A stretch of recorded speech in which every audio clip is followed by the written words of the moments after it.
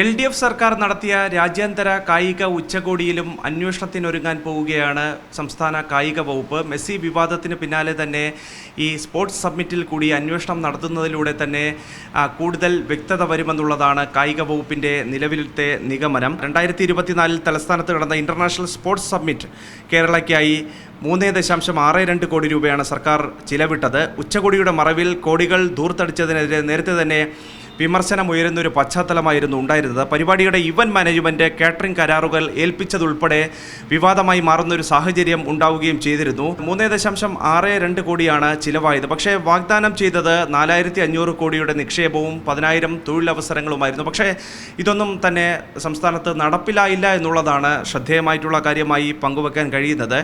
ഈ കോടികൾ ചിലവിട്ട് നടത്തിയ കായിക ഉച്ചകോടിക്ക് പിന്നിലെ അഴിമതികളെക്കുറിച്ച് സമഗ്ര അന്വേഷണം നടത്തണമെന്നുള്ള കാര്യം ഒളിമ്പ്യൻ അഞ്ജു ബോബി ജോർജ് സർക്കാരിനോട് നേരത്തെ ആവശ്യപ്പെടുകയും ചെയ്തിരുന്നത് കൂടിയാണ്.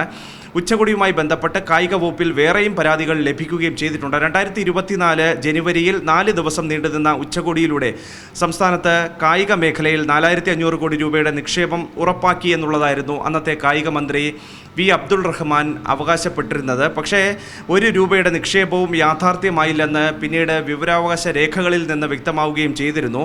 കായിക മേഖലയിൽ 1 വർഷത്തിനുള്ളിൽ 10,000 തൊഴിലവസരങ്ങൾ സൃഷ്ടിക്കും എന്നുള്ള മന്ത്രിയുടെ അവകാശവാദമടക്കം അന്ന് വലിയ തരത്തിൽ ചർച്ചയായതുകൂടിയാണ്. പിന്നീട് ഇതും നടന്നില്ല എന്നുള്ള കാര്യവും പ്രധാനപ്പെട്ട കാര്യമാണ്.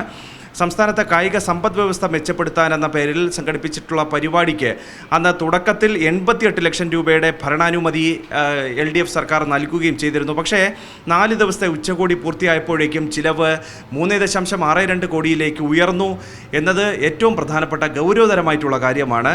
കായിക വകുപ്പിന് കീഴിലെ സ്പോർട്സ് കേരള ഫൗണ്ടേഷൻ വഴി സംഘടിപ്പിച്ച സ്പോർട്സ് സമ്മിറ്റിന് വേദിയൊരുക്കുന്നതിനായി 78.44 ലക്ഷം രൂപ ചിലവിട്ടു. അതുമാത്രമല്ല, പബ്ലിസിറ്റിക്ക് വേണ്ടി 76 ലക്ഷം രൂപയും ചിലവിടുകയും ചെയ്തു. ഭക്ഷണ വിതരണത്തിന് എന്നുള്ള പേരിൽ കാറ്ററിംഗ് മേഖലയ്ക്കും വലിയ തുകയാണ് കൊടുക്കുകയും ചെയ്തത്.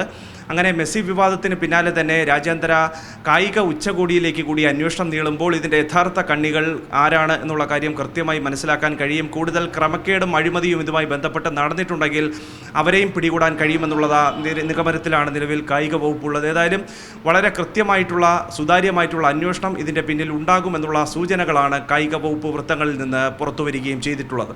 തിരുവനന്തപുരത്ത് നിന്ന് പത്മകുമാറിനൊപ്പം അഭിജിത്ത് ജയൻ, സി മലയാളം ന്യൂസ്. ഏറ്റവും പുതിയ വാർത്തകളും വിശേഷങ്ങളും വിരൽ തുമ്പിലറിയാൻ സി മലയാളം ന്യൂസ് എല്ലാ ഡിജിറ്റൽ പ്ലാറ്റ്ഫോമുകളിലും ലഭ്യം.